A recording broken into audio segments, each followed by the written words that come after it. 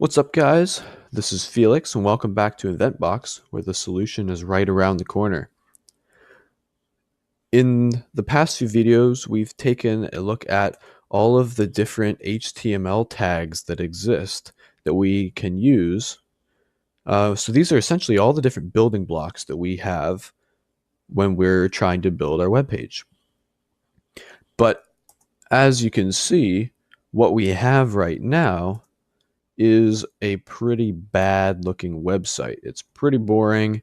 This definitely would not fly if we were trying to be hired or even just to make a personal website. This is pretty bad.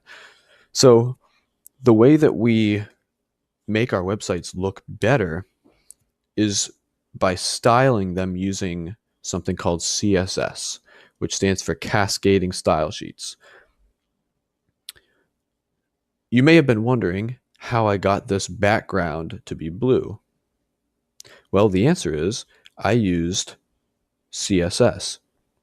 So in order to use CSS, there are a few different methods, the most common of which for styling a regular web page is to use an external style sheet, which means we put all of our CSS code in a separate file from the HTML.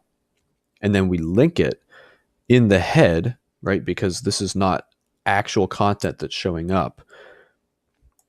So we put a link, relation is style sheet, and then you put the path to it. So my style sheet is in assets main.css. And now you can probably guess that this is the code that turned my background blue. So I have what's called a CSS selector, which tells it which tag or which element to apply the style to. In this case, it finds the body tag. And then I'm changing the background attribute to this color. This is a hexadecimal color representation. And just for reference, if you want to change your color, you can open a program like GIMP, or you can find a color picker online. And when you select the color that you want, then down here it'll say HTML notation, and you could copy and paste that. And my browser actually happens to have a handy feature. When I select one of these hexadecimal colors, it shows me the color. But basically, it's just 2 hex digits of red, 2 of blue, and then 2 of green. So there are all kinds of different attributes that you can change. And we're not going to have time to go through every single one, but I will show you a few that I think are really key to understanding web design. Again, W3 Schools has a fantastic reference for this. If you just go here to the CSS reference, here is every single possible attribute that you can change. There's a lot here, such as how text looks. You can add padding, which I will show you. Grids, I will show in another video. There's stuff like borders, animations, alignment, colors, you name it. You can do stuff in here with all of these different attributes. And then the other reference that you're going to need is the CSS selector reference. And this tells us all of the different rules for how to select, right, using this selector section, how to select which parts of the page we want to style. So CSS selectors work with 3 basic identification systems. One, you can just use the element name, which is what we did here.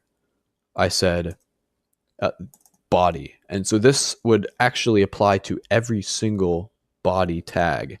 If I change this to P, and then we reload our page, we will see that all of my paragraphs have inherited this green background color. But what if I only wanted to select a certain paragraph tag and not all of them? Well, we have two other options for selecting things that we can choose from in CSS. One is classes and one is ID. The difference between class and ID, because they do behave similarly, is that an ID you only have one of on a page. So, for example, we have multiple different P tags, but I may only want to select this one. This might be our intro paragraph. So I can say the ID attribute equals intro. And if I hop over here to this CSS file, I can now say the element with the ID intro, and we signify that with the little pound sign there.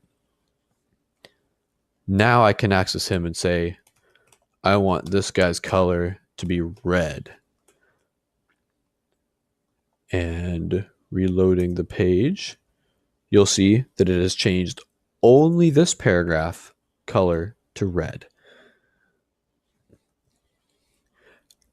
The other way that we can select elements is through a class. Classes are similar to ID, but you're allowed to have more than one. So it allows you to have reusable CSS. For example, if I wanted some of my text here to be, I don't know, yellow, I could say, I want this word to be yellow. So in this tag, I'll put class is yellow. And maybe I'll put that down right here too. I want this to be yellow. We can come over here. Classes are indicated with a dot. So the class is called yellow. And anything with that yellow class, we want the color to be yellow. When we reload the page, sure enough, coolest has turned yellow, and so has our link. Yikes, we can't see it anymore. Maybe that's a bad color. But there's the idea for how classes work.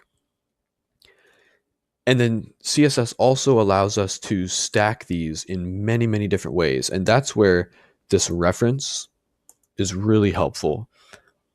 They show you how to, say I wanted only, let's look at our page here. Say I wanted only the list items that are inside my ordered list and leave the unordered list ones alone.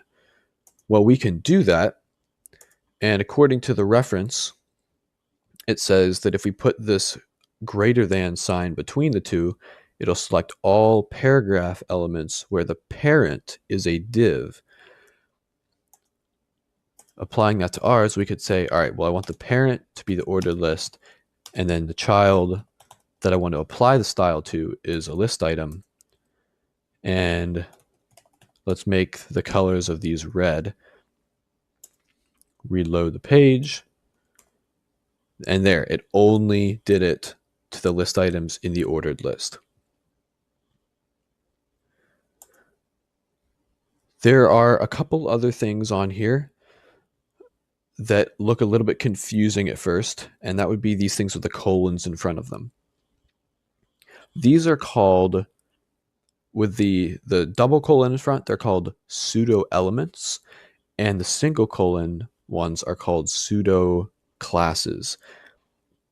That sounds really fancy and complicated, but really pseudo elements are a common part of the content that we might want to access, but it's not technically a tag. For example, the first letter. You've probably seen in a lot of books where the first letter of the chapter is bigger than the rest. This is something you'd be able to achieve that sort of effect with. So I can say P first letter, font size, will make it way bigger. There you go. But that's not actually an element in here, right? It's part of everything else. So the pseudo elements are a commonly used part of the content, but it's not technically an element in and of itself.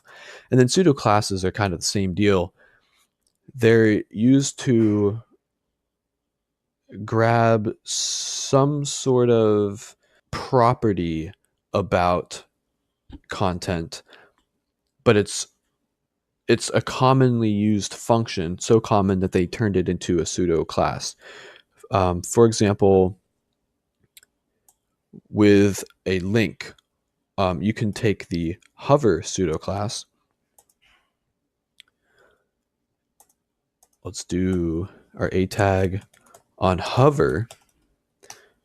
We're going to make the color green instead. And then I'll come down here, and when I hover over the link, see how it applies that style. So that's a pseudo class for you. Again, there are a lot of these things. Use the references. If you have specific questions about some of these, let me know in the comments. And in the next few videos, I will introduce you to what I think are some of the more important of these CSS attributes to know.